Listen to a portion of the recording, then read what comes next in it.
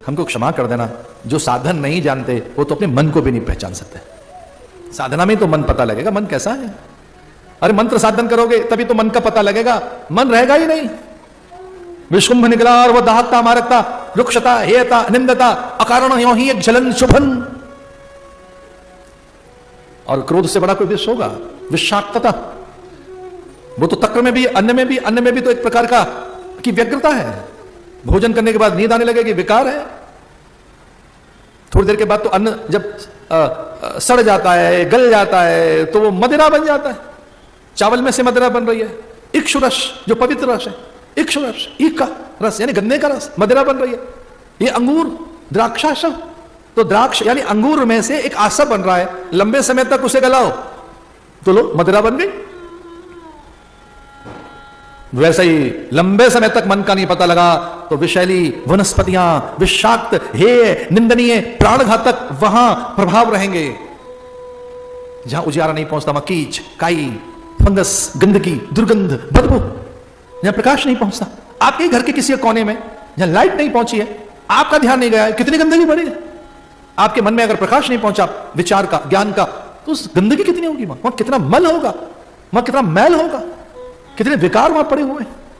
इसे कहेंगे पुरुषार्थ। तो विश्वकुंभ निकला,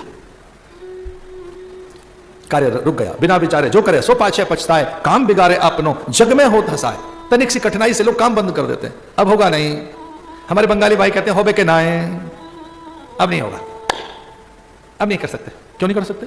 कठिन है, दुर्गम है, दुस्तर है, दुसाध्य है, दुर्लभ है, दुर्गम है, दुर्विचार है, अब नहीं होगा। दुसाध्य है, दुसाध्य है, हो ही नहीं सकता। मुझे आपसे प्रार्थना करनी है, जितना दुसाध्य है, दुर्गम है, दुर्लभ है, दुर्विचार है और दुख का कारण है, उसकी एक ही साधन है। जो दुसाध्य है, दुर्गम है, दुर्लभ है, उसका एक ही साधन है, वो दुर्गा। दुर्गा जब कहा इन्होंने देवताओं ने हमसे नहीं होगा, जब कहा बलि ने हमसे होगा नहीं, सारे इंद्र ने कहा हमसे नहीं होगा, यम वरुण कुबेर ने कहा, और तो और नारायण ने कहा आप हमारे बस का नहीं। महादेव कहने लगे मेरे त्रिशूल में अब बल नहीं रहा। अब जब हो ही नहीं सकता तो दुर्गा, और दुर्गा क्या है? पुरुषार्थ। तो बल प्रकट हुआ। पार्वती ने कहा प्रकट हो जाओ, ये निरीह से प्राणी। भगवान ने कहा हमें बुलाया तो है नहीं, अब बिना बुलाए जाएं तो उन्होंने कहा ना कष्ट में है संताने, पिता हैं आप, परम पिता हैं, देवादिदेव महादेव हैं, इसलिए चले जाइए। क्योंकि सब हताश होकर निराश होकर बैठ गए। समुद्र मंथन में से अमृत निकलना है, ये विश्वकुंभ निकला तो निराश होकर बैठ गए। देवगुरु बृहस्पति ने कहा कि जो समाधान कारक है वो महादेव हैं, शिव हैं, उनका ध्यान करना चाहिए। निष्प्रपंचाय शांताय, उस शिव शक्ति का आराधन कीजिए। महादेव महादेव महादेवीति यो वदेत एकेन लभते मुक्ति द्वाभ्याम शंभु ऋणी भवेत। शिव पुराण का यह श्लोक है। शिव पुराण में ऐसा आया है, विकल व्याकुल होकर, असहाय होकर, निरुपाय और अशक्य विवश होकर, साधनहीन गुणहीन होकर, श्रीहीन और सब प्रकार से बलहीन होकर, थक कर, सब तरह से निराश होकर, जब कुछ समझ में ना आए तब एक बात बोलो, मेरे साथ मिलकर बोलो महादेव। खाली महादेव, हर हर महादेव। इसका अर्थ है समर्पण। अब नहीं, हाथ खड़े कर दिए, हर हर महादेव। महादेव महादेव महादेवीति यो वदेत एकेन लभते मुक्ति द्वाभ्याम शंभु ऋणी भवेत। पार्वती से कहते हैं भगवान महादेव, मृत्युंजय ने कहा कि बिल्वपत्र हाथ में लेकर अथवा असहाय होकर, विकल होकर, व्याकुल होकर, साधनहीन होकर, निरुत्तर होकर, सब प्रकार से असमर्थ होकर, विवश होकर, जब कोई यह कहे कि यह असंभव है, दुस्तर है, दुस्साध्य है, अलभ्य है, अप्राप्य है, कोई एक बार कह दे ऐसा महादेव, तो एकेन लभते मुक्ति, मैं एक बार में तो उसे मुक्त कर देता हूं, और दूसरी बार में मैं उसका कर्जदार हो जाता हूं, ऋणी हो जाता हूं। दो बार बुलाने की जरूरत नहीं है। दो बार साइनाइड खा रहे हो तो साइनाइड ही नहीं है। एक बार खाकर घंटे भर में कुछ नहीं हुआ, एक बार और खा लें तो साइनाइड ही नहीं था, फिर वो नहीं दोबारा खाया जाता ना। दीपक जलाने के बाद दोबारा दीपक जला रहे हो और प्रकाश नहीं आया तो दिया नहीं जलाया है, कुछ और किया है। महादेव भोले बाबा प्रकट हो गए और त्वरा उनको प्रवोक कर रहे हैं, अभी पियो, जल्दी पियो, अभी पी जाओ, पूरा पी जाओ, जल्दी करना, छोड़ना नहीं। अरे पीने का भी कोई ढंग है भाई, कैसे पिए? घड़ा हाथ में, जल्दी पी जाइए। तो उन्होंने जल्दबाजी में पिया तो सही, कुछ बूंदें छलक गई विष की, और जब विष की कुछ बूंदें छलक गई, आदमी क्रम से जल नहीं पिएगा, दूध नहीं पिएगा। जो पेय पदार्थ हैं, पचाम्यनम चतुर्विधम, चोष्यम पेयम लेयम, कुछ चबाने वाले पदार्थ हैं, कुछ चूसने वाले पदार्थ हैं, कुछ पीने वाले पदार्थ हैं, कुछ चाटने वाले पदार्थ हैं। चाटने वाली चीज ढंग से तो चाटी जाएगी, चूसने वाली चीज ढंग से तो चूसी जाएगी। चूसना माने चूसना है, पीना नहीं है। अच्छा, चबाने वाली चीज को आप चाटने लगे, लीजिए चने चाट चाट के खाने हैं भैया, चने चबाए जाते हैं, चाटा नहीं जाता चना। चोष्यम पेयम चतुर्विधम अहम वैश्वानरो भूत्वा प्राणिनाम देहमाश्रिता प्राण अपान समायुक्तम पचाम अन्यम चतुर्विधम। चतुर्विधम, मैं भीतर बैठकर अहम वैश्वानरो भूत्वा, मैं और जठराग्नि बनकर, मैं वैश्वानर अग्नि बनकर आपके भोजन को मैं ही पचाता हूं, मैं ही पचता हूं, मैं ही अग्नि हूं, मैं ही रस हूं, मैं ही जीवन हूं, मैं ही प्राण हूं, मैं ही पर्जन्य बादल हूं, मैं ही खेत और किसान हूं, मैं ही उगता हूं, मैं ही उगाता हूं, मैं ही बाल हूं, मैं ही आटा पिस जाता हूं, और जो कुछ भोग रहा है और जो कुछ कर रहा है वो मैं ही हूं, तू तो खाली निमित्त मात्र है। अहम वैश्वानरो भूत्वा प्राणिनाम देहमाश्रिता। अब चबाने वाले पदार्थ चबाए जाएंगे, चूसने वाले चूसे जाएंगे, पीने वाले पिए जाएंगे, और चाटने वाले चाटे जाएंगे। और चाटना अलग है, पीना अलग है। कुछ गूदे गिर गई तो उनसे बिच्छू, सर्प, ऐसी विषाक्त वनस्पतियां, और जब विषैले ये कीट पैदा हो गए तो भगवान ने इन सबसे कहा मेरे पास ही रहना, इधर उधर नहीं चले जाना। सर्पों से कहा, बिच्छुओं से कहा। फिर कुछ वनस्पतियां भी वैसी हो गई, तो वो जिस तरह से अर्क, धतूर, विजया, शमी आदि, उनसे कहा मेरे पास ही रहना, ये मुझे मान्य है। इसे देवताओं को कोई विषैली वनस्पति न चढ़े, वो सब मुझे अर्पित हो। वो आंख हो, धतूर हो, विजया हो, शमी हो, कुछ भी हो। शमी में प्राण सत्ता अधिक होती है। शमी नाम का वृक्ष 24 घंटे ऑक्सीजन देता है, जिसे छौकर कहते हैं, जिसे जंडी कहते हैं, जिसे सांगरी कहते हैं, वो सांगरी शमी 24 घंटे ऑक्सीजन देता है। ये वृक्ष अश्वत्थ, वट, तुलसी, क्षमा कीजिए, तुलसी खाली ऑक्सीजन नहीं, प्राण सत्ता देती है, प्राण, शुद्ध प्राण तुलसी। तो वो वनस्पति बिखर गई, कार्य सिद्ध हो गया। एक इसका अर्थ क्या है? एक इसका अर्थ यह है कि कुछ बड़ा करने जा रहे हो तो गुरु को भूल मत जाना, बड़ों को, ज्येष्ठ जनों को, आचार्यों को, ऋषि मुनियों को, माता पिता को अपने मन से मत चलिए, पूछ कर करिए, मुहूर्त पूछ के करो, ऋतु की अनुकूलता से करो, ऋतु की अनुकूलता। बड़े बड़े अनुभवी कृषक भी, किसान भी कई बार पूछते हैं ज्येष्ठ जनों से, आज बीज डाल दें क्या? अब गणना करते हैं, हाँ सब सही है, डाल सकते हो। अचानक मना कर देंगे, ना ना ना आज पड़ा हुआ है, आज मत डालो, आज नहीं पड़ेगा, प्रतिपदा के दिन नहीं पड़ेगा। किसान बेचारा चुप। अब बीज डालने जा रहा है, बुजुर्ग मना कर देते हैं, भद्रा है, आज नहीं, अरिक्ता तिथि है। सामान्य गांव के लोग भोले भाले, जिन्हें पंचांग पढ़ना नहीं आता, योग करण तिथि वार नक्षत्र की अनभिज्ञता जिनके पास, चलो हमने तो किंचित काल का ज्ञान कर लिया होगा, पंचांग पढ़ लिया होगा, थोड़ा ज्योतिष का किंचित अध्ययन कर लिया होगा। ये तो गांव के प्राणी भोले भाले, एक छोटा सा बीज डालकर और इस तरह से वो कितना फल ले लेती हैं। ऋतु फल गांव की, जिन्हें आप घमारिन कहते हैं। बीज कब डाला जाए, कब कौन सा कार्य करें, गृह निर्माण, कूप निर्माण, विवाह, यज्ञोपवीत, कर्णछेदन, मुंडन, अन्नप्राशन, नामकरण, विद्यारंभ, अक्षरारंभ, कल कसम मानकर। इससे पहले क्या निकला? विषकुंभ, फिर निकला ऐरावत, उच्च श्रवा अश्व। ऐरावत इंद्र को मिला, उच्च श्रवा अश्व बलि को। मां कामधेनु निकली अपने परिकर के साथ, सुरभि, श्रभ्ये नमः, गौ माता निकली समुद्र में से। और जब गौ माता निकली तो सब ललचाने लगे कि तो कामधेनु है, सारे कार्य सिद्ध कर देगी, सारे कार्य। छीना झपटी सी करने लगे, हमारी बनेगी गौ माता, हमारी रहेगी, क्योंकि गौ माता में निरंतर प्राण सत्ता रहती है। गौ के स्पर्श पितृदेव प्रसन्न हो जाते हैं। शिरोवेदन वेदन हो तो गौ का स्पर्श कर लो, और ये सत्य घटना है। अगर भयानक शिरोवेदन है, शिरोवेदन करते दर्द है, वो पूरे में हो या आधे में हो, वो आपका हेडेक हो या माइग्रेन हो, वो किसी तरीके का जो शिरोवेदन है वो उच्च रक्तचाप से होता है अथवा वो रक्त विकृति से होता है।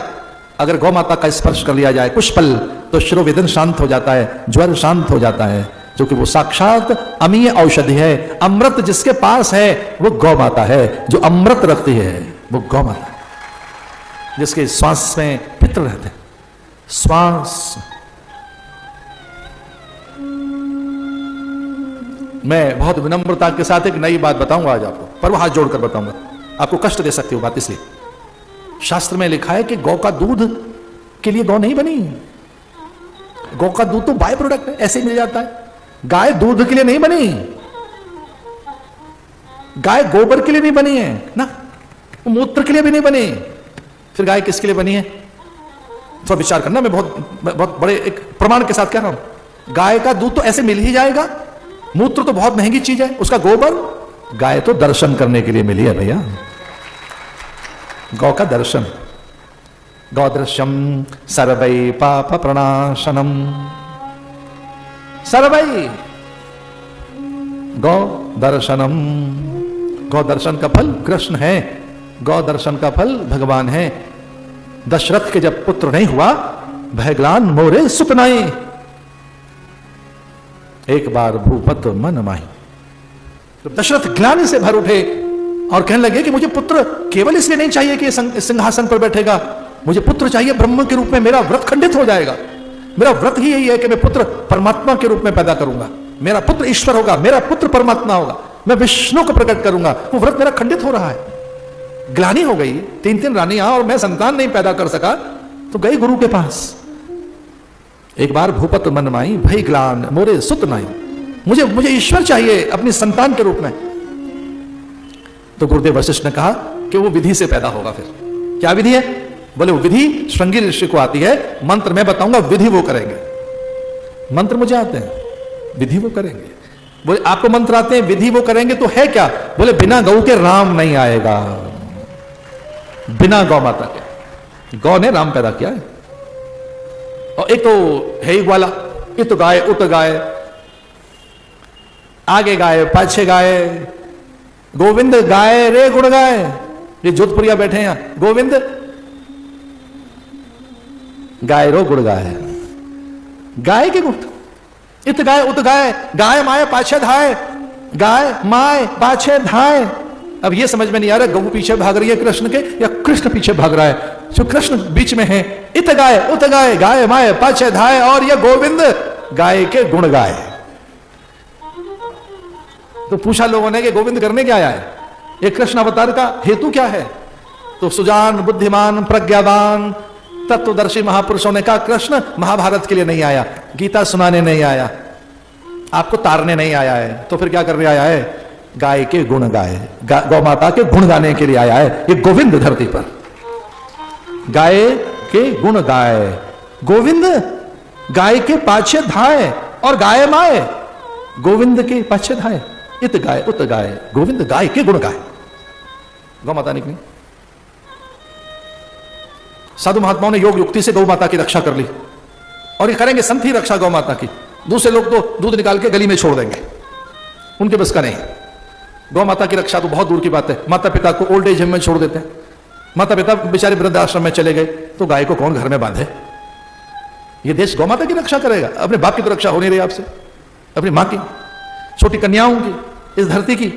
इसमें इतना जहर डाल डालकर धरती आपने विषैली कर दी, पानी विषैला कर दिया है, वायु विषैली कर दी है, खुद ही विषैले हो गए। इतने स्वार्थ में अंधे हैं, गाय की रक्षा करोगे? ये तो साधु करेंगे। नमो ब्रह्मण्य देवाय गौ ब्राह्मण हिताय च जगद्दिताय कृष्णाय गोविंदाय नमो नमः। इनकी रक्षा तो कृष्ण ही करेगा, संत ही करेंगे। तो संतों ने, सप्तऋषियों ने योग युक्ति निकाली और कहा कि देखो भाई इतना सब कुछ मिल रहा है, थोड़ा दान भी कर लो। तो सब राजी हो गए। ऐसा करते हैं, ये जो गौ माता निकली है ये ऋषियों को दान कर देते। तो गौ माता ऋषियों को दान कर दी गई, और चुपके से उनके कान में कह दिया कि आपको तो कुछ लेना देना है नहीं, वापस हमें ही दे देना। तो योग यज्ञ के लिए जो गाय माता है स्वर्ग में चली गई, कामधेनु। कल वृक्ष ने शर्त रख दी कि जो स्वर्ग का राजा होगा वो मुझे भोग ले, मुझसे मनवांछित पदार्थ ले ले।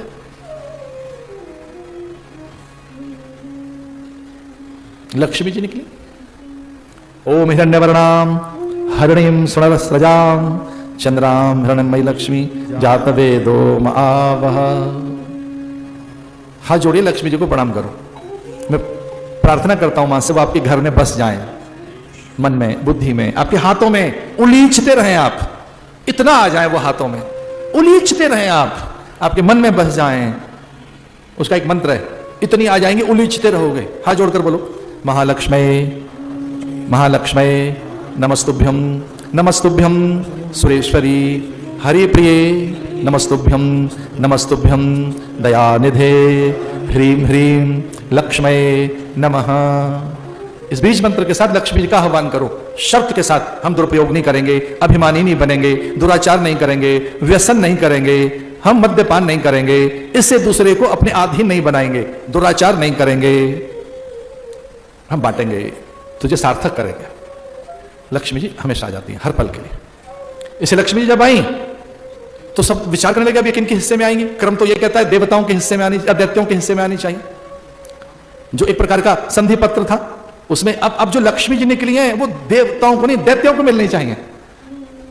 दैत्यों ने प्रार्थना की, मां हमारा हिस्से, आप हमारा हिस्सा हैं, क्रम से आप हमारे हिस्से में आई हैं। मूर्ख लोग माता पिता को बांट लेते हैं, कुछ दिन पिताजी यहां रहेंगे, मां वहां रहेगी, बूढ़ों को बांट लेते हैं। ये अज्ञानी दैत्य कह लगे मां हमारे हिस्से में आई है, तो माने का मैं चलने को तैयार हूं, पर वो जो गुण होने चाहिए, जो साधन होना चाहिए, वैसा पात्र होना चाहिए, वैसी भूमिका हो, मैं तैयार हूं। मैं अकाम आप्तकाम पूर्ण काम निष्काम अक्रोधी को प्राप्त होती हूं, अलोभी को प्राप्त होती हूं, जो मेरी उपेक्षा करे और जो मुझसे लाभ न लेना चाहे, जिसमें लोभ न हो, अक्रोध हो, जिसने स्वप्न में भी क्रोध न किया हो, मैं उसकी हूं, ले चलो मुझे। दैत्य बेचारे अलग हो गए, ना हमारी, हम तो गुस्सा करते, देवताओं को मना कर दिया आपके नहीं, लोभी हो। ब्रह्मा को यह कहकर फटकार लगाई तेरी सृष्टि में द्वैत है। महादेव को मना कर दिया आपके साथ नहीं जाऊंगी। महादेव ने कहा मां मुझ में क्या त्रुटि है, क्या दोष है। माने का त्रुटि दोष कुछ नहीं, तू अधिक उदार है, भोला भला है, कोई निशाचर तुझे प्रसन्न करेगा और मुझे मेरा पल्ला उसके साथ बांध देगा, तो मुझे कोई ले जाएगा। तू बहुत उदार है। जिसको पैसा खर्च करना नहीं आता उसके पास क्या करेंगे। अगर आप साधु हैं और ठीक तरीके के साधु हैं तो ध्यान रखना अर्थ का नियंत्रण करना नहीं आएगा आपको, और बहुत पैसे गिनने अगर आपको आ गए तो ये चातुर्य साधु को नहीं रखना चाहिए। पैसे चेले गिनेंगे, आप माला फेरो, फिर तो साधुता का आनंद है ना। उतना ही मात्रा, उतना ही रस। नमक बहुत अगर पड़ गया भोजन में तो क्या हो जाएगा। लक्ष्मी एक मात्रा है भैया, मात्रा, वो पूजनीय है, वो सर्वस्व है मेरी, पर वो जीवन में एक मात्रा है। अधिक है तो क्या हो जाएगा, कम है तो क्या हो जाएगा, मात्रा। इसलिए मैंने उससे क्या रखा है, साईं उतना दीजिए जामे कुटुंब समाए, मैं भी भूखा ना रहूं, साधु न भूखा जाए। मां मुझसे बड़ी प्रसन्न है, अन्नपूर्णा भी और लक्ष्मी तो बहुत है, सरस्वती उससे भी ज्यादा है, बड़ी प्रसन्न है। क्या हमको ये नहीं कह सकते कि मां जब तुझे जैसा लगे वैसा करना, हित अनहित तू जानती है। उस पर भरोसा करके देखो, वो कभी आपका साथ नहीं छोड़ेंगे। इसलिए वो पहुंची नहीं किसी के पास और चुपचाप बैठ गई उसके पास जाकर जो आंख मूंदे बैठा था। तो सबने विचार किया कि क्या नारायण को क्रोध नहीं आता, और हां नारायण को कहां क्रोध आता है। नारायण सन्यासी हैं, आद्य सन्यासी। आपको बड़ा आनंद होगा, हम सन्यासियों का मूल नारायण है, वहीं से आरंभ हुआ है सन्यास का। और वो बद्रिकाश्रम में बैठा है साधु बनकर। जो बद्रीनाथ हैं वो सन्यासी हैं, भगवान नारायण में सन्यासी के वेश में है, तपस्वी वेश में है। हमारा मूल कोई आद्य सन्यासी है तो नारायण है। अस्मदाचार्य पर्यंतम वंदे गुरु परंपरा। किसे गुस्सा नहीं आता, ऐसा एक परीक्षण करने के लिए दुर्वासा को भेजा। दुर्वासा अपने पिता के पास पहुंचे और पिता बहुत क्रोध करने लगे कि तू पुत्र होकर और मेरा परीक्षण करने आया, निर्लज्ज कहीं का। तो ये देखने आया कि बाप को गुस्सा नहीं आता, भाषण कर दूंगा। और बोले पिताजी मैं समझ गया, आपको बिल्कुल गुस्सा नहीं आता ना, आपको क्रोध नहीं आता। आपको क्रोध कैसे आ सकता है, मैं तो ऐसे पता करने आया था। अब गुस्से में पिताजी कह रहे हैं भस्म कर दूंगा, अभी गुस्सा ही तो हुआ। महादेव के पास पहुंचे तो महादेव को लगा अगर मैंने क्रोध नहीं किया होता तो भस्म कैसे करता मैं काम को, सृष्टि को। ये संहार कैसे होगा, संहार तो बिना क्रोध के हो ही नहीं सकता। भगवान ने कहा तृतीय नेत्र में किंचित कंपन हो तो पूरी धरती पर प्रलय के बीज बो देती हैं मेरी आंखें। धरा अंबर अग्नि जलवायु वाष्प का कण बन जाते हैं, फिर कोई देव धनुष मनुष्य धरती पर नहीं रहता। अरे मूर्ख निकल यहां से। इससे पूर्व में कि मेरे नेत्र में, तृतीय नेत्र में और किसी नेत्र में कंपन पैदा हो, मेरी जरा सी भवें टेढ़ी हो जाएं तो महाप्रलय होती है। तू जानता नहीं, तांडव करने के लिए मुझे क्रोध ही उकसाता है। भाग लिए वहां से दुर्वासा और पहुंचे भगवान के पास। नारायण उकसाया बहुत नारायण को, आंखें नहीं खोली भगवान ने, और जब आंखें नहीं खोली तो दौड़कर उनकी छाती पर लात मारी। भगवान नारायण की छाती पर पद प्रहार किया, और जैसे जोर से प्रहार किया तो भगवान उठकर बैठे और दुर्वासा के चरण चूमने लगे, ये कहकर कि मेरा वक्षस्थल वज्र जैसा कठोर। अरे ब्राह्मण, तेरे कोमल चरण हैं, चोट तो नहीं लगी? जब ब्राह्मण के चरण चूम रहा है विष्णु, ये कहकर कि हे देव, आप भूपति हैं, भूदेव हैं, धरती के देवता आप ही तो हैं, इसलिए हे भूदेव, आपके चरणों को कष्ट तो नहीं हुआ, चोट तो नहीं लगी? चूमने लगे चरण।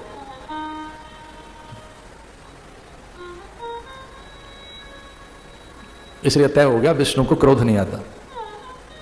3 दिन तक समुद्र के तट पर क्रोध का अभ्यास करते रहे।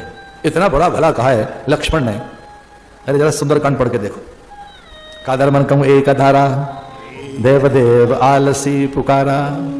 देव देखेंगे भगवान करेगा आलसी, प्रमादी, निठल्ले, निखट्टू, ऐसे कायर भीरू लोगों की बातें हैं ये, तो धनुष नहीं उठा रहे, आप उठिए। लक्ष्मण आग बबूला होकर भगवान को गुस्सा दिला रहा है, गुस्सा आ ही नहीं रहा भगवान को। अच्छा, भगवान को गुस्सा कितने दिन में आया? आपने सुंदरकांड पढ़ा है, 3 दिन तक गुस्से को बुलाते रहे, आया नहीं। आपको ऐसा हो सकता है क्या? विनय न मानत जलद जड़, गए 3 दिन बीत, बोले राम सकोप तब, भय बिनु होए न प्रीत। अच्छा, गुस्सा आया है कि भय दिखा रहे हैं? गुस्सा तो फिर भी नहीं आया। सकोप तब, थोड़ा कोप करते हुए भय दिखाने के लिए, पर भय और कोप के मूल में कारण क्या है? भय बिनु होए न प्रीत।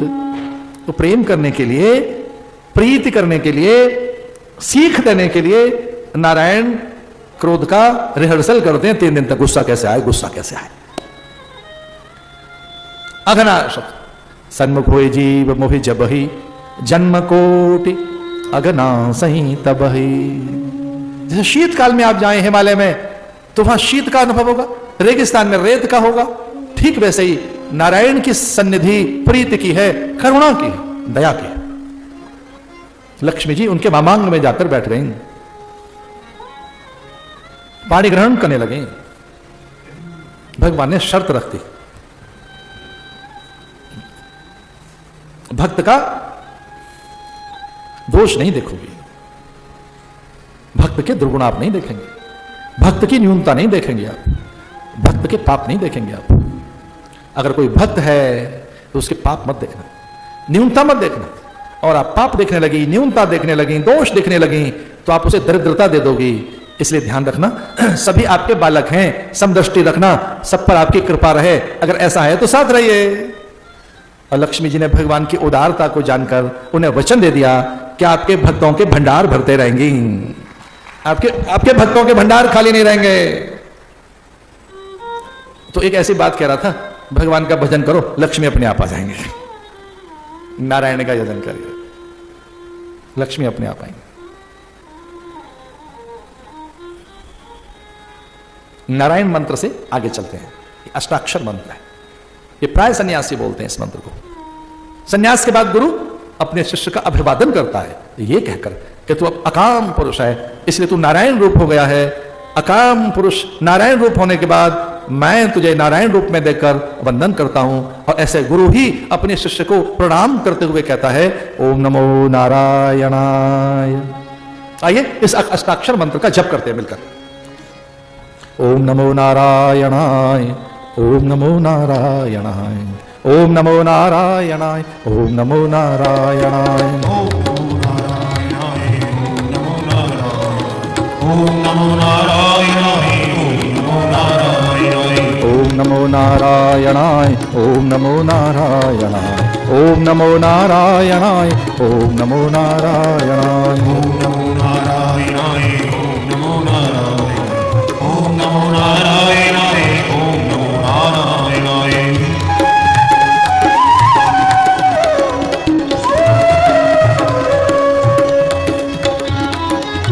दो बातन को भूल मत, जो चाहे कल्याण, देने को टुकड़ा भला,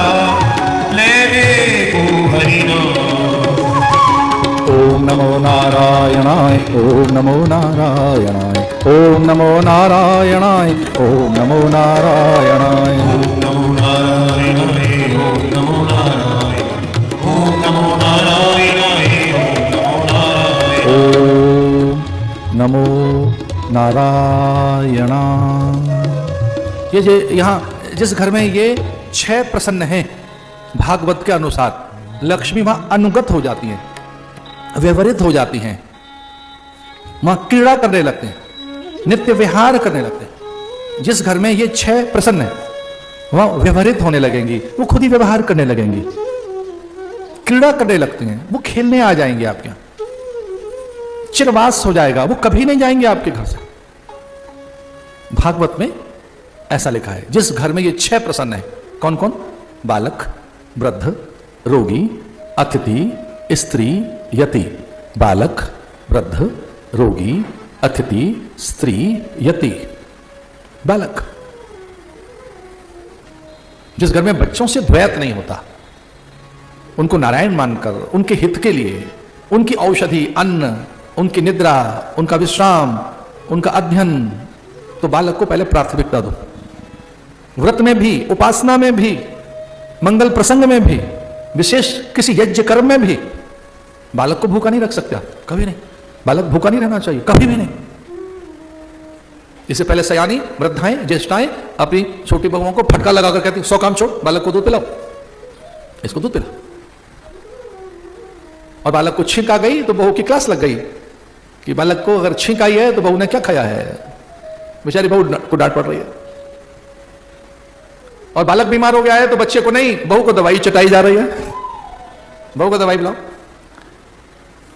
अरे मेरे देखे देखे मैंने देखा है दृश्य तो, अब मेरे को अंबर से टपक कर तो आया नहीं, मैंने तो मां देखी, पिता देखी, चाची ताई, और इतने लोग, इतने पता ही नहीं कौन किसका है, ढेर बच्चे उन दोनों, और गली में आ जाते दूसरे भी, सब मिल जाते तो धूल भरा आंगन, आहा क्या आनंद। एक छोटा सा गांव जिसमें पीपल की छांव, छोड़कर गांव को, उस घनी छांव को शहर के हो गए, भीड़ में खो गए। हाथ सौ की थी बस्ती, क्या मेला था मस्ती, कुछ मुट्ठी भरते रिश्ते, सचमुच लोग थे फरिश्ते। मैं हमसे तो किसी को कठिनाई थी नहीं, ना हमने पंगा किया उनके साथ, ना उन्होंने पंगा किया हमारे साथ। मैं हमको तो कष्ट दिया ही नहीं ना उन्होंने, हमको तो कष्ट था ही नहीं कोई। हाथ सौ की थी बस्ती, क्या मेला था मस्ती, कुछ मुट्ठी भरते रिश्ते, सचमुच लोग थे फरिश्ते। छोड़कर गांव को, घनी छांव को, शहर के हो गए, भीड़ में खो गए। हमने गांव देखा, गलियां देखी, खेत खलियान देखे। ये जो गंगा बहती जा रही है ना, ये जो गंगा जा रही है, यही हर की पैड़ी से गंगा मेरे गांव के पद पखार कर आगे निकलती है, मेरे गांव के चरण धोते हुए आगे जाती है। और इसकी शपथ है कि हर गांव के मैं चरण प्रक्षालन करूंगी, हर खेत खलियान में मैं बिखर जाऊंगी, क्योंकि मुझे भागीरथ ने इसीलिए बुलाया है कि हर प्राणी के उदर पोषण के लिए गंगा तू निकल। ये गांव में जाती है, वहां के पैर पखारती है, हर गांव की गली चौखट तक पहुंची है। ये तो मुझे ऐसे ही अनायास बाद में पता लगा कि जिस खेत का अन्न मेरे उदर में गया है वो गंगा जल से पका है। देखिए, देखो तो सही, बालक बीमार है और उसको प्रसूतिका को दवाई चटाई जा रही है। ये 6 जहां प्रसन्न है, ये भूखे न रहे, 6 लक्ष्मी जी आएंगे आपके घर। सुन लो, बालक, वृद्ध, वृद्ध माने बूढ़े, उनका भोजन पहले, बालक, वृद्ध, रोगी, पहले रोगी का भोजन, बालक, वृद्ध, रोगी, अतिथि, अतिथि का भोजन पहले, स्त्री, गर्भवती स्त्री है, बूढ़ी स्त्री है, छोटी कुमारी कन्याएं अथवा स्त्री, ये भूखी रहती है दिन भर, धुआं घुसा रहता है इसकी आंखों में, ये दोपहर में सूरज को अर्घ दे रही है सबको खिला पिलाकर, दुनिया भर के रोग पाले बैठी है। ये भाई आप खुद व्रत हैं, स्त्री के लिए कोई व्रत बताया ही नहीं है। स्त्री धर्म अपने में एक व्रत है, स्त्री होना ही बहुत बड़ा धर्म है, बड़ा व्रत है। चलो 6 याद करो कौन कौन से, बालक, वृद्ध, रोगी, अतिथि, स्त्री, और छठा नंबर यति। यति माने साधु, साधु, साधु द्वार पर आ जाए उसका भोजन, बालक, वृद्ध, रोगी, अतिथि, कोई भी आ जाए, स्त्री, यति। लक्ष्मी जी बन गई नारायण के, और समुद्र मंथन में फिर वारुणी निकले। लक्ष्मी के बाद मद, धन के बाद मद, जब बहुत धन आ जाए तब विकार, अहंकार, दुर्विचार, फिर बहुत सी कामनाएं, अपव्यय, बहुत सी तरीके की इल्लतें, ढेर पैसे से। भैया धन आ गया हो तो उसकी गति 3 है, चौथी है नहीं। अर्थ की 3 गति हैं। पहला है भोग, दान पहले नहीं है ना, बिल्कुल नहीं। ये ध्यान रखना, धन अगर आया हो तो पहले क्या करना है? भोग। दूसरा दान, तीसरा नाश। या तो भोग लो, बच जाए तो दान कर लो, नहीं तो तीसरी गति होनी है नाश। नाश होगा उसका, मिटेगा वो। तो भोगे भी कितना? अगर ज्ञानवान हो, साधक हो, संस्कारवान हो, विचारवान हो तो ठीक ढंग से भोगोगे और बचेगा, धन बचेगा, समय बचेगा, यौवन बचेगा और सकल साधन बचेंगे। इतना दिया है भगवान ने, बचेंगे। बच गया है तो दान कीजिए। अच्छा, दोनों नहीं कर पाते कुछ लोग, ना तो भोग रहे हैं ना दान कर रहे हैं, नाश के लिए रख रहे हैं, नाश होगा। एक तो इतना कंजूस था, सब लोग दान दे रहे थे और उसने कहा कि चलो आज मैं भी कर देता हूं। 1 रुपया निकाला दान देने के लिए, दे नहीं पाया, घर तक लौट कर आया पसीने से, तब तक वो गल गया बेचारा रुपया। घर के लोगों ने पूछा, मुट्ठी बंद है, क्या हो गया? मुट्ठी खोली, रुपया गल गया। बोले मैं तो देना चाहता था, ये रो रो के मर गया बेचारा कि मैं नहीं जाता तुझे छोड़कर, मैं नहीं जाऊंगा तुझे छोड़कर। हां, मैं मरने को तैयार हूं, तुझे नहीं छोड़ूंगा। अब ये पता नहीं कि पैसा मरने को तैयार है या हम पैसे पे मरने को तैयार हैं, ये तो आपको तय करना है। पैसा कह रहा मैं नहीं छोड़ता तुझे, कि आप नहीं छोड़ते उसे। बांटिए दीन को, दरिद्र को, असहाय को, विपन्न को, अशिक्षित को, दुर्बल को, वनवासियों को, गिरिवासियों को, उनको जिन्होंने कभी मिठाइयां नहीं देखी। अरे कुछ बच्चे पढ़ाओ, पुस्तकें बांटो, जाओ वहां तक ज्ञान उजियारा लेकर, कुछ बांटो तो सही, बांटो तो सही। जो धन आ गया तो दुर्विचार आ गए, वारुणी आई। समुद्र मंथन में से 3 घट निकले। पहला किसका निकला? विष का। अब दूसरा निकला है वारुणी, यानी मदिरा घट, मदिरा, दुर्गंध। और जैसे मदिरा निकली तो देव एक ओर हट गए, पितृ दूसरी ओर चले गए। और यह भागवत में लिखा है, ये 3 पुराण ऐसे हैं जिनमें लिखा है, अलग अलग अलग अलग 3 पुराणों में लिखा है कि ये इसकी जो गंध है पितरों को मान्य नहीं है। देव अमान्य करते हैं इस गंध को। इस गंध से वो सुप्त हो जाएंगे, पलायन कर जाएंगे, रुष्ट हो जाएंगे, कुपित हो जाएंगे। इसलिए अगर आप साधक हैं तो मदिरा का प्रयोग उस तरह से रहो। देव पलायन कर गए। देवताओं ने कहा कुछ भी है हमें मान्य नहीं, हम देखेंगे नहीं इसको। इस नासापुटों पर ही, नासापुटों को छूते ही दुर्गंध है, आवेश है, उन्माद है, प्राण तन मन की असंगति है। इतनी भयानक दुर्गंध उसकी कि प्राण तन मन की असंगति, असंतुलन, एक डिसऑर्डर, अचेतता है, विचार शून्यता है, क्लांतता है, थकान से हो रही है। और एक प्रकार से अंतःकरण में भी एक आवेश है, ना ना ना हमें मान्य नहीं। पर पुलोमा, वृषपर्वा, नमुची, बलि और दैत्यों ने कहा चक्कर तो देखे। अरे क्या है, एक बार देख तो लो। और चखने से ही फिर पी जाती है। जो मित्र आपको कहते हैं कि जरा चख ले, तो चखा नहीं जाता, एक आध घूंटी तो जाएगी भीतर, फिर 2-4 घूंट के एक प्याली जाएगी। हाँ, औषधि है। वैसे भैरव हमारा लेता है, काल भैरव। कई जगह औषधि भी है, कई जगह इसका अलग तरह का प्रयोग भी है, लेकिन ध्यान रहे ये उन्माद के लिए न ली जाए। जो उसके साधन प्रयोग है वो एक अलग है, औषधि प्रयोग अलग है। एक कोई साधन है तो उसका प्रयोग अलग है। इसलिए उसे पीकर प्राण, मन, तन की असंगति हो गई, असंतुलन हो गया, विवेक गया, विचार गया, निर्णय की क्षमता चली गई और चयन का भी बोध नहीं रहा। चयन का अर्थ क्या चुने, क्या करें क्या ना करें, चयन की क्षमता चली जाती है। फिर निर्णय भी नहीं कर पाते आप, फिर सही क्या है, सही क्या नहीं है, बुद्धि कुंद हो जाती है, विवेक आपका खो जाता है। और उसी समय फिर जब ये मदिरोन्मत्त हो गए, तभी फिर अमृत घट लेकर धर्मंतरी प्रकट हुए। तभी, और जैसे धर्मंतरी प्रकट हुए तो छीना झपटी होने लगी। उस अमृत कलश पर गरुड़ जी अपने पंख में छुपाकर घट लेकर भागे। उज्जैनी अवंतिका में कुछ अमृत कण, प्रयाग में त्रिवेणी के तट पर, गोदावरी नासिक में, और हम भाग्यवान हैं कि कुंभ में हम अमृत लेने आए हरिद्वार में।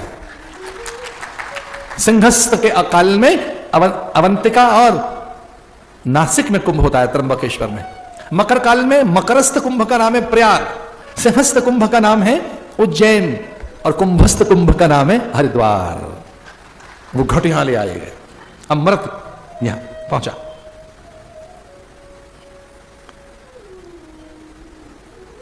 मोहिनी बनकर भगवान प्रकट हुए। वो जानते थे कि आपस में आवेश में, उत्तेजना में, क्रोध में एक अमृत का नाश कर देंगे। और इनमें काम प्रचंड है, मदिरा के बाद काम प्रचंड हो जाता है। तो मोहिनी बनकर भगवान प्रकट हुए। दैत्य आदि रीझ गए उन पर, और दैत्य तो बड़े उस रूपसी पर आसक्त होकर कहने लगे। बलि आदि ने बड़ी सुंदर सी बात कही कि रूप एक जैसा कभी रहता नहीं है। जो कभी एक जैसा नहीं रहता वो रूप है। रूप तो खो ही जाएगा, पर इसका रूप कभी खोने वाला नहीं है। ये रूपसी कौन सी है? अहो रूप महोधामम अस्या नववयम। वह कहते हैं अवस्था को, आयु को। अरे कैसी है ये? इसको देख के लग रहा है ये बूढ़ी नहीं होगी। ना ना, ये तो कुछ और ही है। इसके रूप लक्षण चरित्र स्वभाव से ऐसा लगता है ये अपूर्ण नहीं है, इसके रूप में पूर्णता है, ये कोई पूर्ण है। अब बाबरा बलि ये नहीं जानता कि ये पूर्णा नहीं है, ये तो स्वयं पूर्णानंद है। तो उस पूर्णा पर ये कि ये पूर्ण ही है। और वो माया पूर्णा तो परमात्मा ही है जो पूर्ण है। ओम पूर्णमदा पूर्णमिदम, जो पूर्ण है, जो संपूर्ण है, जो कभी खंडित नहीं होता, वही पूर्ण या पूर्णा है। उस पर आसक्त होकर कहने लगे अस्या नवव्यम अहो रूप महोधामम। ये रूप की धाम है, रूप इससे ही है। बात तो ठीक कहता है, सारे रूप उसी ने पैदा किए। अनेक रूप रूपाय विष्णवे प्रभ विष्णवे। सारे रूप किससे पैदा हुए? भगवान से। तो ऐसे कहकर उन पर आसक्त हुए। भगवान ने कहा मैं बांट देती हूं। मोहिनी बनकर आए और गुरु ने सबको समझाया। देखो देवताओं का भी मन विचलित तो हो गया था, ऐसा नहीं है। भगवान को देखकर वो भी देखने लगे भगवान को, लेकिन गुरु ने समझाया कि प्राय स्त्री के चरण देखना चाहिए। यहां तक लिखा है शास्त्र में, युवती पुत्री का भी बार बार मुखमंडल नहीं देखना चाहिए। अपनी बेटी युवती हो तो युवती पुत्री का भी बार बार मुखमंडल नहीं देखना चाहिए। तो क्या देखें? चरण देखने चाहिए। प्राय स्त्री का मुखमंडल बार बार नहीं, उसके नेत्रों को बार बार ना देखें, हठात बार बार उसको ना देखें, चरणों को ही देखें। तो गुरुदेव ने कहा बहुत हो गया, अब बार बार इस स्त्री को देखना है, मेरे कहने से एक बार इसके चरण देख लो, बस एक बार। और भगवान नारायण देवताओं के हित के लिए अपने चरण छुपाकर नहीं आए थे। तो सबने देख लिया कि मोहिनी नहीं है तो मोहन है। जो मोहिनी सी लगती है ये तो मोहन है, जो सुंदरी सी लगती है ये तो श्याम सुंदर है, ये तो स्वयं भगवान है, ये तो स्वयं परमात्मा है। तो भगवान के चरण देखकर चित्त स्थिर हो गया और उन्हें विश्वास हो गया कि ये अमृत बटेगा तो हमें मिलेगा। और इस प्रकार से भगवान ने जो अमृत बांटा तो वो तो रूप देखते रहे, कूल्हे पे रखकर भगवान ने अमृत घट इन्हें पिला दिया। देवताओं को यह कहकर ये निरीह हैं, दुर्बल चित्त के हैं, छोटे हैं। और एक और बात कह दी, उनके लिए सामर्थ्य भी नहीं है, इनकी ये सामर्थ्यहीन है, पहले इन्हें पिला देती हूं। लेकिन राहु ने कहा भर भर के पिला रही है और खूब खूब पिला रही है, और ऐसा पिला रही है जैसे इनसे कोई संबंध हो, अपना सा समझ के। इस स्त्री के मन में कोई खोट है, दोष है, ऐसा कर नहीं सकती, द्वैत है। हमारी ओर देख रही है तो कुछ और अर्थ है, और देवताओं को पुत्रवत देख रही है और हमें और दृष्टि से देख रही है। तो भगवान के मन में देवताओं के प्रति एक स्नेह पैदा हो गया, वात्सल्य पैदा हो गया, उनके प्रति अपनत्व की भावना कि मेरे बच्चे हैं। तो उनके तो मां बन गई, वो मोहिनी मां बन गई देवताओं के लिए। उनके लिए बन गई वो चपला, चंचला, कामिनी। अपने नेत्रों से वो उन्हें विमोहित करती हुई, उन्हें तो जैसे मानो नेत्रों से वो आकर्षित कर रही हैं और उन्हें प्यार से दुलार से पिला रही हैं। तो राहु को समझ आया कि इसके मन में खोट है, ये स्त्री प्राय ऐसा कर रही है, इसमें द्वैत है। तो राहु भी देवताओं की पंक्ति में बैठ गया आकर, कंठ से सरक कर अमृत जब नाभि तक पहुंचा तो अमर हो गया। उसी से फिर केतु बना। सूर्यचंद्र को जब पता लगा उसका सिरोच्छेदन कर दिया। तब तक तो केतु, पर केतु भी मोक्ष कारक है, केतु भी मोक्ष कारक है। राहु का अपना कोई एग्जिस्टेंस नहीं है, राहु छायाग्रह है, राहु बल लेता है सूर्य से अथवा चंद्रमा से, उसका कोई अपना एग्जिस्टेंस नहीं है, कोई अस्तित्व तो नहीं है। तो इस प्रकार से ये समुद्र मंथन की हमने कथा सुनाई कि देव अमृत पीकर बलिष्ठ हो गए, दैत्यों को पराजित कर दिया, और फिर वो दैत्य अपने गुरु से मंत्र लेकर बलि होने के प्रयोग पूछता है। आइए वो प्रयोग कौन से है कि बलि हो सके, फिर से सब कुछ प्राप्त हो सके। एक दो बार और भगवान का नाम लेंगे और फिर हम अगली कथा में चलते हैं। प्रेम मुदित मन से कहो राम राम राम, राम राम राम राम राम राम राम। प्रेम मुदित मन से कहो राम राम राम राम राम राम राम राम। प्रेम मुदित मन से कहो राम राम राम,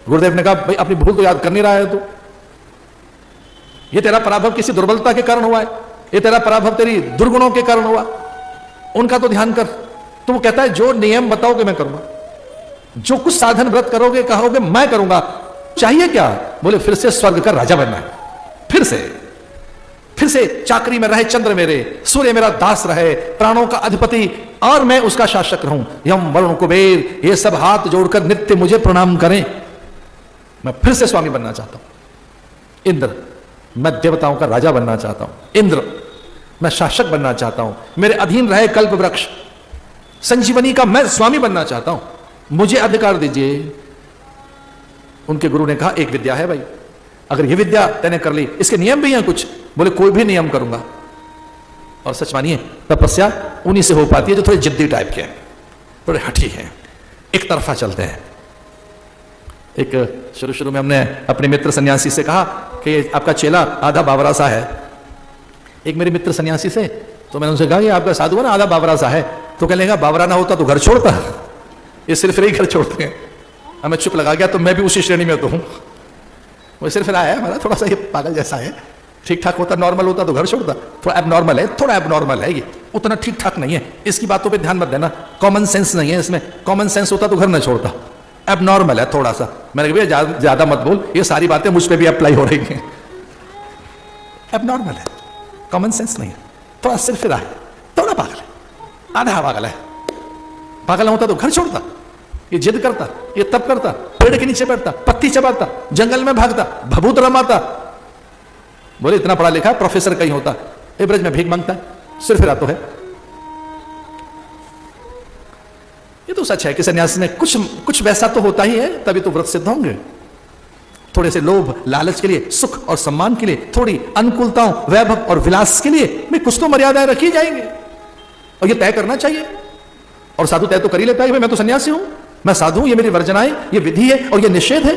तो जो निषेध है वो निषेध है, हम नहीं करेंगे। कुछ वर्जनाएं हैं, कुछ सीमा रेखाएं हैं, उनको नहीं लागेंगे। और अगर सीमा रेखाएं लांघी जाती हैं तो विपत्ति आती है। फिर बोले सीता क्यों ना लांघ दे रेखा में, वो तय है ना, सीमा रेखाएं सरहद वो सबके लिए है। वो केवल पुत्र के लिए, पिता के लिए भी है, वो केवल शिष्य के लिए, गुरु के लिए भी है। मुझे तो ऐसा लगता है केवल भक्त के लिए नहीं, भगवान के लिए भी है, वो भगवान के लिए भी है। सीमा रेखा है, अगर सीमाओं को आप लांघ गए, मर्यादाओं को लांघ गए तो विपत्ति है। तो ताकत कौन देता है आपको? आपकी सीमाएं, आपका बॉर्डर क्रॉस मत कीजिए, ग्रीन जोन में रहिए। और अगर येलो हो गया है तो रुकने के लिए है, वो दौड़ने के लिए नहीं है। कुछ लोग येलो में भी दौड़ पड़ते हैं, कभी रेड नहीं है, रेड लाइट नहीं हुई, येलो निकल लो ना, येलो निकलने के लिए नहीं है, ठहरने के लिए है। अब नहीं जा सकता, येलो लाइट पीली निकलने के लिए नहीं है, समझने के लिए है, जाने के लिए है ही नहीं वो, अब नहीं है। इतनी ताकत कौन देगा कि जो येलो है निकलने के लिए नहीं। और मैं एक भरोसे की बात कह रहा था, अगर आपका साधन साचा है तो आपका साधन ही आपको वो सामर्थ्य देगा कि आप ठहर सकें और आप लांघ ना पाए मर्यादाएं, सीमा रेखाएं लांघ ना पाए।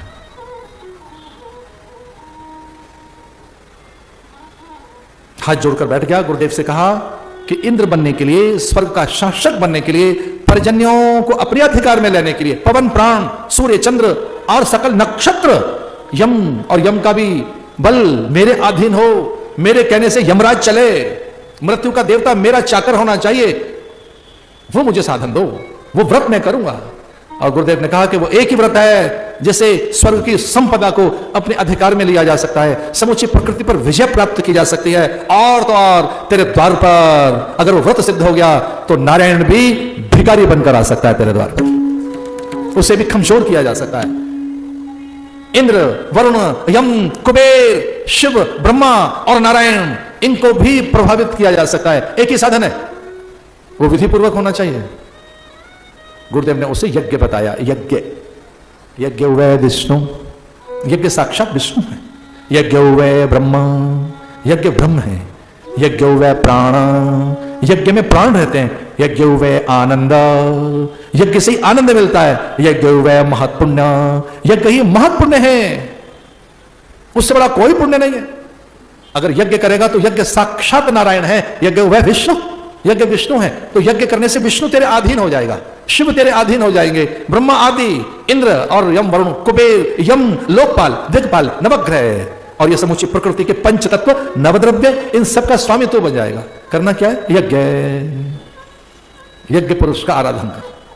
यज्ञ यज धातु से बनाए। यज धातु करते दान देना, देव पूजा, संगतिकरण और यह साकल्य, शुरू, अग्नि, ऋतविज, होता, मंत्र, आचार्य, सामग्री, समिधा, काल, ऋतु, कर्म, स्वभाव, द्रव्य, चेतना, चर्या, सपर्या और सेवा और उसके साथ साधन, व्रत, नियम, उपवास, इनको एक एक एक करके समझ ले।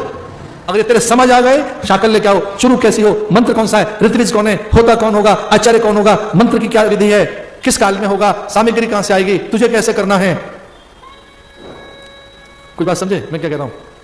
यज्ञ विधान का नाम है।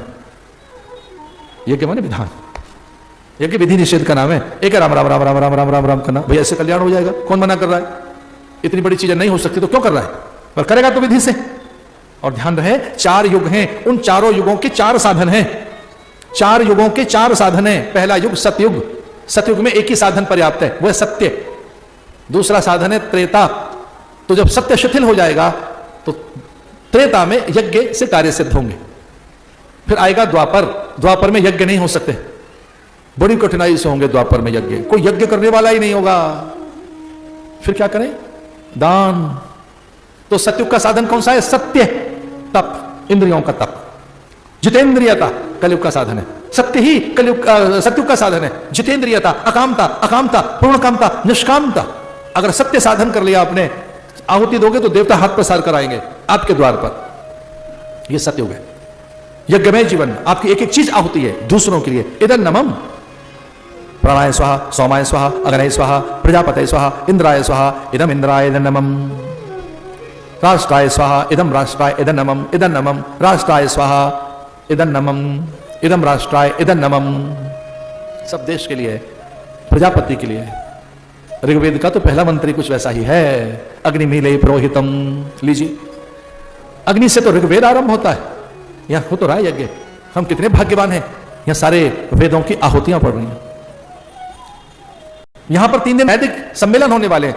देश भर के मूर्धन्य वेद विद्वान, वैदिक विद्वान यहां आने वाले हैं। वेद विद्या प्रतिष्ठान उज्जैनी, उत्तराखंड विश्वविद्यालय और प्रभु प्रेमी संघ का ज्वाइंट वेंचर है। पूरे देश भर के मनीषी वेद पारायण के लिए और वेद सम्मेलन करने के लिए आपके आश्रम के आंगन में आ रहे हैं। शास्त्रार्थ रहेगा, वेद पारायण होगा, यहां ज्ञान सत्र चलेगा। संस्कृत में यहां पर कवि सम्मेलन होंगे, संस्कृत भाषा में, हिंदी में नहीं, संस्कृत भाषा। कुंभ के समय यह होना ही चाहिए। यज्ञ बताया, ऐसे 100 यज्ञ कर लेगा तो तू स्वर्ग का स्वामी बन जाएगा। उसकी विधि बताई, असत्य संभाषण नहीं करेगा, अवैर, अक्रोध, अक्रोध, अनिंदा, प्रकृति पूजा, निद्रा का विधान बताया, आहार का विधान बताया, अकामव्रत होगा। किसी भी स्त्री को देखकर तेरे मन में काम पैदा हो गया, यज्ञ खंडित हो जाएगा। किसी भी स्त्री को देखकर तेरे मन में किंचित भी काम पैदा हो गया, व्रत खंडित हो जाएगा, यज्ञ खंडित हो जाएगा। तेने क्रोध कर दिया, वैर रखा, द्वेष रखा, तेने अपव्यय किया, जल की एक बूंद भी तेने व्यर्थ गंवा दी, एक बूंद जल का एक कण भी तेरे से व्यर्थ चला गया, यज्ञ अधूरा हो जाएगा।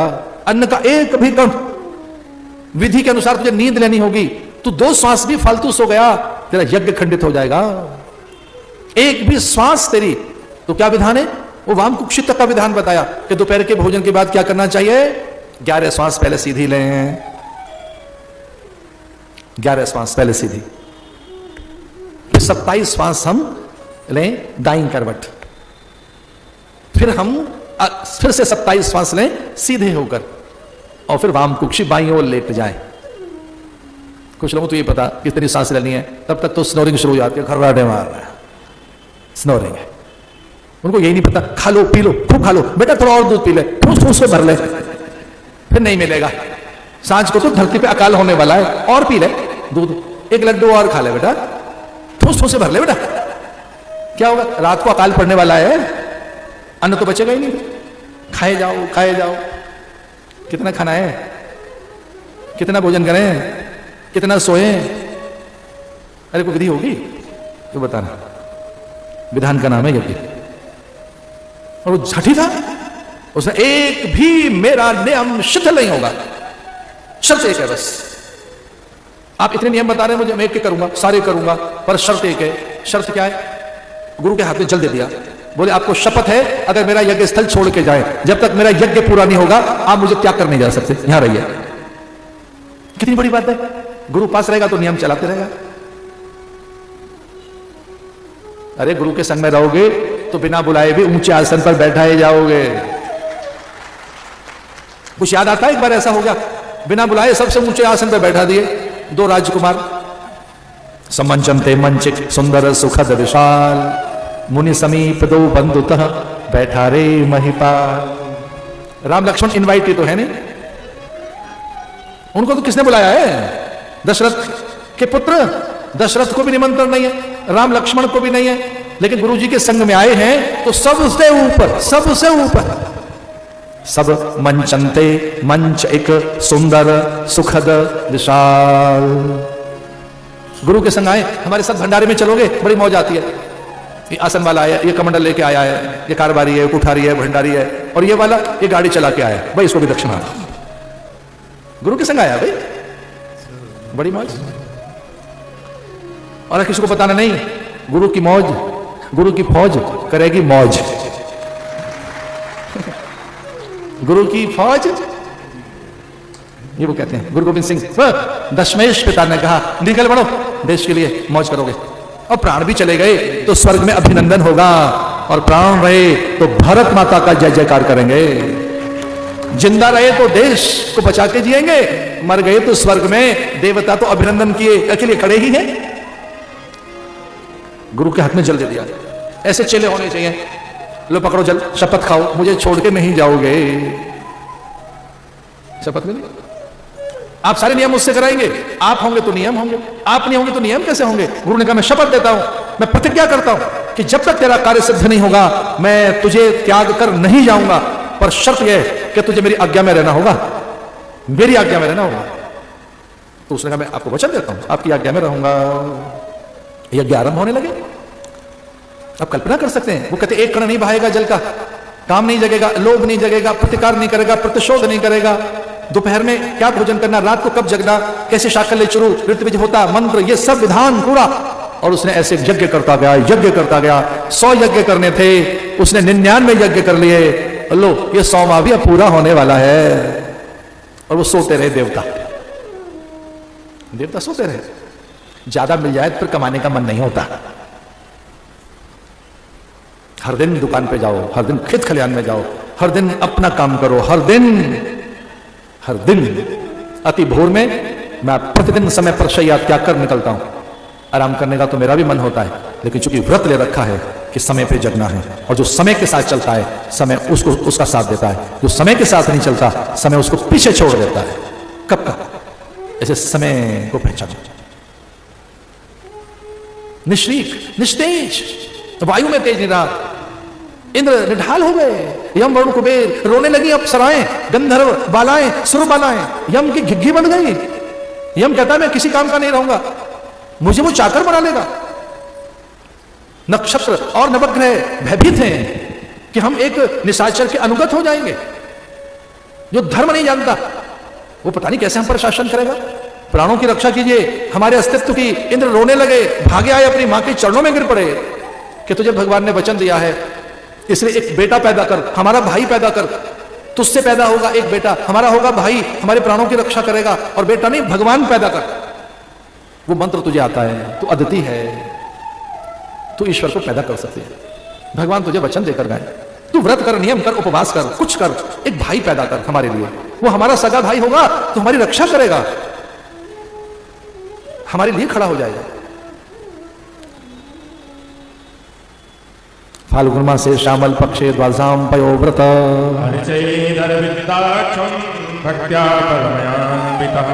फाल्गुन मास में श्यामल पक्ष में पयोव्रत किया माने। ओम नमो भगवते महापुरुषाय महाविभूतिपतये नमः स्वाहा। ओम नमो भगवते महापुरुषाय महाविभूतिपतये नमः स्वाहा। ऐसे कुछ और मंत्रों के साथ वो बुलाने लगी नारायण को, और इस प्रकार से एक पयोव्रत कर, पुत्रेष्टि यज्ञ कर, पुत्र की कामना से परमात्मा को बुलाने लगी कि वो सामर्थ्य आपने मुझे दी है, भगवान ने वचन दिया था। जब बुलाएगी तेरा पुत्र बनकर आओ, प्रश्नगर्भ बनकर आए, उपेंद्र बनकर आए। एक बार और अजमाने बैठ गई, क्या सचमुच में फिर भी आओगे? तो भगवान ने गाऊंगा, द्वापर में आ जाऊंगा, जब तो देवकी होगी कृष्ण बनकर आ जाऊंगा। अजमाने लगी तो आ तो गई। भगवान ने अब नहीं अजमाना मुझे, अब रहने दे, अब ज्यादा मंत्र का प्रयोग मत कर।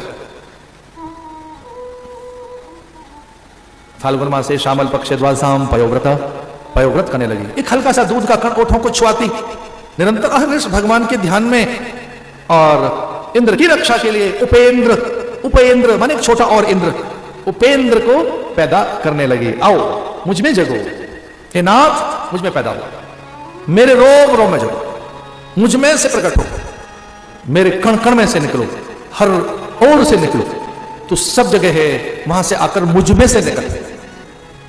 बड़ी सुंदर से पंक्तियां हैं। आओ भगवान को प्रकट करते हैं, मेरे साथ मिलकर बोलो। आप जगो प्रभु आप जगो, आप जगो प्रभु आप जगो, आप जगो प्रभु आप जगो, प्रभु आप जगो, परमात्मा जगो। मेरे आप जगो प्रभु आप जगो, मेरे आप जगो परमात्मा जगो।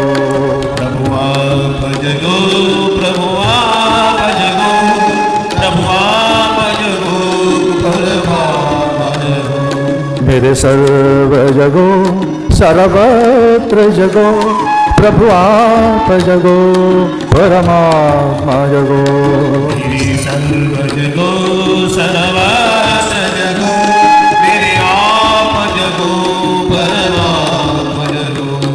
दुखांत अखिलकांत करो, सुखांत अखिल प्रकाश करो।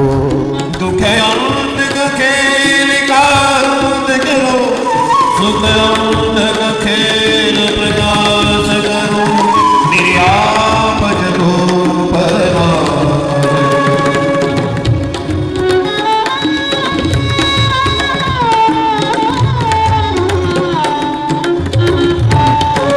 मेरे आप जगो प्रभु आप जगो, प्रभु आप जगो परमात्मा जगो। प्रभु आप जगो, प्रभु आप जगो, प्रभु आप जगो, परमात्मा जगो। मेरे आप जगो परमात्मा जगो। मेरे आप जगो, परमात्मा जगो। वो भीतर ही बैठा है, उसका जागरण संभव है। वो विद्याएं हैं भारत के पास कि सुपारी में गणेश का आह्वान करके उसकी सत्ता को वहां जागृत किया जा सकता है। मैंने तो बहुत से देश भ्रमण कर लिए। एक बार एक सुंदर से देश में जाकर वहां की प्रतिमाओं को देखकर मन हुआ, कितनी सुंदर प्रतिमाएं, पत्थर से प्रतिमाएं बनी। वहां के कौशल को देखकर हतप्रभ था, वास्तु कला स्थापत्य देखकर। लेकिन मन मेरा मान गया ये कहकर कि इन्हें पत्थर से प्रतिमा बनाने आती है बस, पर पत्थर से प्रतिमा और परमात्मा का आराधन भारत को आता है। वो प्रतिमा तो बना सकते हैं, परमात्मा ने प्रतिमा बनाकर जयपुर के कारीगर मूर्तिकार कहते हैं ये मूर्ति तैयार है, ले जाओ। आपने जो मूर्ति बनवाई थी तैयार है, मूर्ति ले आते हैं मंदिरों में, फिर आचार्यों को बुलाया जाता है ये कहकर कि इनमें प्राण प्रतिष्ठा करो। मंत्र से मूर्तियां जगती हैं, प्रतिष्ठा हमारे भीतर बैठा है परमात्मा, जगाया जा सकता है। भगवान जगे, वामन बनकर प्रकट हुए, इसलिए झटपट माँ ने आवरण दे दिया, माँ ने कौपीन पहना दी। कौपीनवंता भाग्यवंता, जो कि भगवान सन्यासी के रूप में मांगे गए थे। उनसे कहा था पुत्र तो पैदा कर रहे हैं साधु रूप में, सन्यासी के रूप में, हमारे घर नहीं रहना है आपको, थोड़ी देर के लिए आओ, गेस्ट फीचर हैं आप, आना साधु बन के हमारा काम करके चले जाना। तो कौपीन दे दी माँ ने, मेखला दे दी कश्यप ऋषि ने, उपनयन संस्कार कर दिया देवगुरु बृहस्पति ने, उत्तरीय ब्रह्मा जी ने पहना दिया, रुद्राक्ष की माला भगवान शिव ने उतारकर अपनी दे दी। और तद्धाम परमम मम, उस चिन्मय धाम से छत्र चलकर भगवान के पास आ गया, छाता। ब्रह्मा ने कहा आपको सन्यासी बन के जाना है, कमंडलू मैं दे देता हूं अपना। ब्रह्मा ने कमंडलू दे दिया। अन्नपूर्णा कहले कि भिक्षा मैं दे देती हूं। भगवान शंकर कहने लगे ये सेठ है, इसे भिक्षा मांगनी आती नहीं, भिक्षा मांगनी मैं सिखा देता हूं। ये स्वामी है, सेवक है नहीं, कहीं ऐसा ना हो ये दाता है, दीन तो है नहीं। अब बड़े बड़े सेठों से कहा जाए जाओ भीख मांग के लाओ, तो कहेंगे मेरा जो चंदा लेना हमसे ले लो, ये हमसे नहीं होगा, भीख कैसे मांगे। शंकर भगवान ने कहा जाइए उसके सकल पुण्य लेकर चले आओ, नहीं तो पूर्णाहुति के बाद पूरी धरती का, अंबर का, स्वर्ग का शासक बन जाएगा, प्राणों पर अधिकार उसका होगा, पवन और जल पर। वो ठीक नहीं। तो क्या करें भिक्षा मांगने के समय? भगवान शंकर ने कहा जिससे भिक्षा मांगी जाती है उसके पुण्यों की सराहना और थोड़ा उसे बड़ा बताया जाता है, खुद को दीन, अपने को छोटा करके जाना, अपना वैभव, अनंतता, प्रकाश, महत्ता, भगवत्ता छुपा के जाना, पता ना लगे आप भगवान है। भगवान चल पड़े। ये दो पंक्तियां गुनगुनाते हैं, मिलकर गाएंगे, आपको अच्छा लगेगा। तेरे द्वार खड़ा भगवान भगत भर दे रे झोली, तेरे द्वार खड़ा भगवान भगत भर दे रे झोली। तेरा होगा बड़ा एहसान कि युग युग तेरी रहे इच्छा, भगत भर दे भगत भर दे।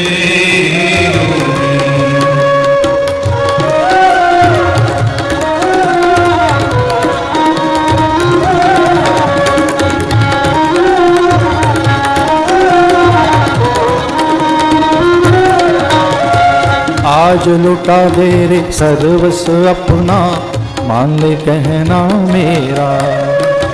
आज लुटा रे सर्वस्व अपना, मान ले कहना मेरा। मिट जाएगा पल में तेरा, जन्म जन्म का फेरा रे, जन्म जन्म का फेरा। मैं आज तेरा मेहमान बन दे तुझसे गया पहचान, भगत भर दे भगत भर दे। तेरा होगा बड़ा एहसान कि युग युग मेरी रहे ईशा, भगत भर दे भगत भर दे। नारायण हरि।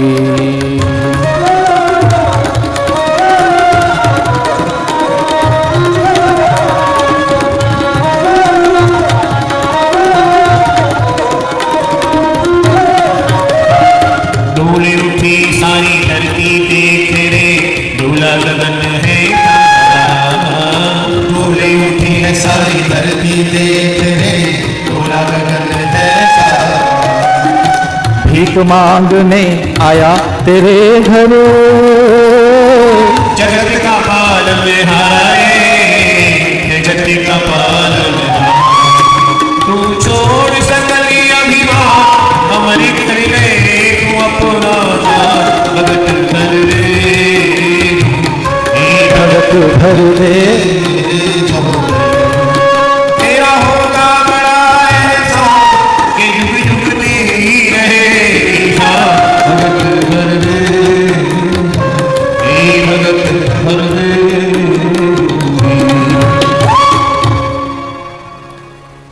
यज्ञ में ऐसी सामर्थ्य है कि भगवान द्वार पर, यज्ञ वह विष्णु, यज्ञ साक्षात विष्णु ही है। यज्ञाद ब्रह्म, यज्ञ साक्षात ब्रह्म है। पर्जन्य, पवन, प्रकाश, आकाश और सकल देव सत्ता जिससे रीझ जाती है, जिससे संचालित है, वो यज्ञ ही है। और स्वयं भगवान भी यज्ञ ही कर रहे हैं।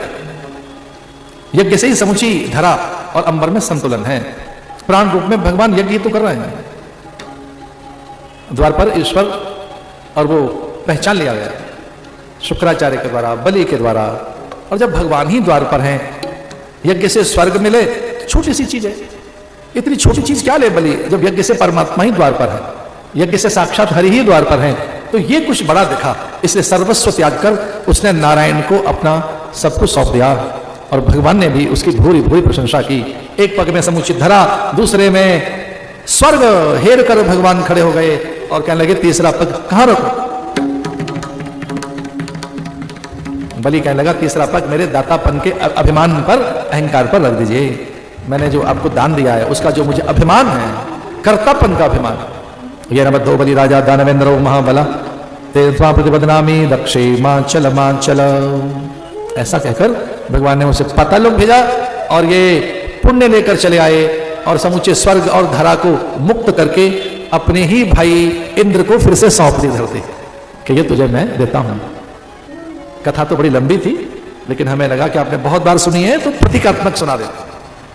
प्रतीकात्मक कुछ प्रसंग ऐसे हैं जिन्हें प्रणाम कर रहे हैं, कुछ प्रसंगों को प्रतीकात्मक सुना रहे हैं, और कुछ प्रसंग ऐसे हैं जिनकी व्याख्या भी हो रही है। कुंभ की कथा तो प्रसाद जैसी है, और प्रसाद में तोलमोल नहीं होती। प्रसाद का एक भी कण उतना ही है जितना बड़ा लड्डू है।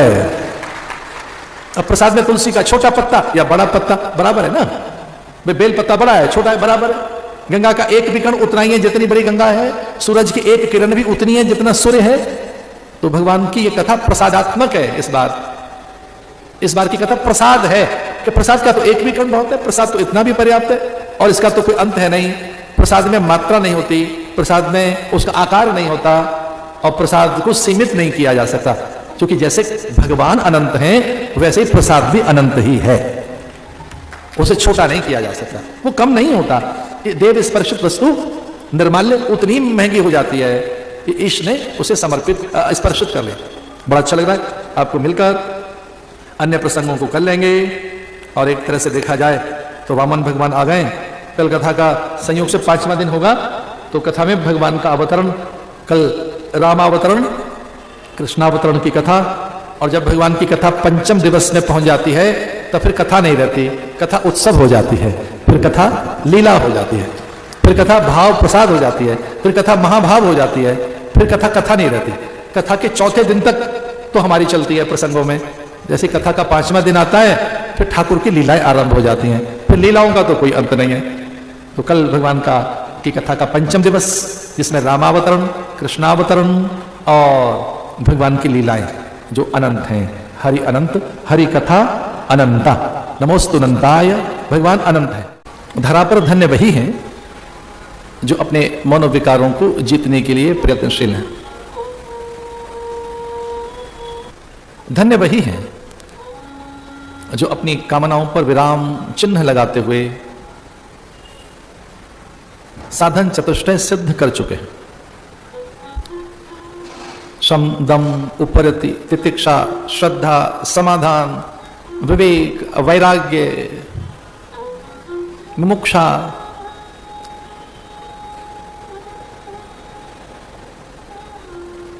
जो अपनी तितिक्षा को कभी खंडित नहीं करते। तितिक्षा करते सर्दी, गर्मी, भूख, प्यास, मान, अपमान में सम रहकर सत्यान्वेषी व्यक्ति, वस्तु, पदार्थ, देश, काल और जागतिक, भौतिक, आर्थिक प्रपंच जिनकी प्रसन्नता छीन नहीं लेते, जो तनिक सी निंदा से विचलित नहीं होते, जो आलोचना से आकुल नहीं होते। समत्वम योग उच्चते, जिन्होंने समता सहेज कर रखी। धन्य वही हैं जो प्राकृतिक नियमों का निर्वहन कर रहे हैं।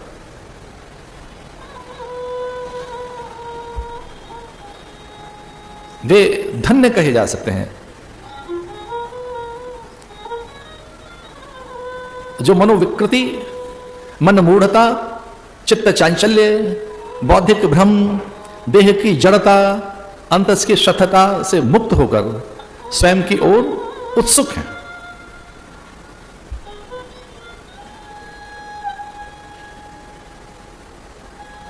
ऐसे प्राणी धन्य हैं। उन्हीं के आसपास उच्चता, श्रेष्ठता, पावित्र देखा गया। चेतना के निरंतर उन्नयन, उत्कर्ष के लिए जो इंद्रियों और मन के व्यामोह से मुक्त हैं, वे धन्य हैं। इसलिए स्वयं के प्रति गंभीर बनो, साधन को सक्रिय बनाइए, वो क्रियात्मक रहे, वो जीवंत रहे, उसमें सातत्य रहे, अखंडता रहे। आपकी पारमार्थिक प्रवृत्तियां अविच्छिन्न रहनी चाहिए। तात्कालिक लाभ लेना चाहते हो आध्यात्म का, तब अविलंब परदोष दर्शन का अभाव पैदा कीजिए।